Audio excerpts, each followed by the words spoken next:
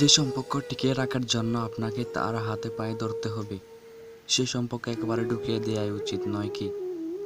আপনি মেসেজের পর মেসেজ দিয়ে যাবেন, আর সে আপনার মেসেজগুলো ইগনোর করে অন্য কারো ইনবক্সে পড়ে থাকবে।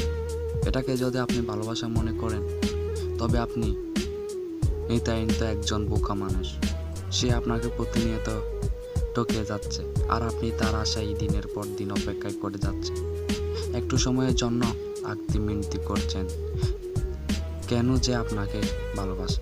শত ব্যস্ততার মাঝেও একবার ফোন করতে ভুলবে না, আর যদিও ভুলে যায় তবে সে ঠিক ততটাই ভালোবাসা দিয়ে সেই গ্যাপটা পূরণ করে দেবে। এগুলো আপনি কখনোই তাকে বলে বলে শেখাতে পারবেন না, এগুলো মন থেকে হয়। তাই যে আপনাকে ইগনোর করেছে, তাকে ঠিক ততটাই ইগনোর করুন, তার থেকে ঠিক ততটাই দূরত্ব বজায় রাখুন যতটাই দূরত্ব থাকলে তার জন্য আপনাকে কষ্ট পেতে হবে না।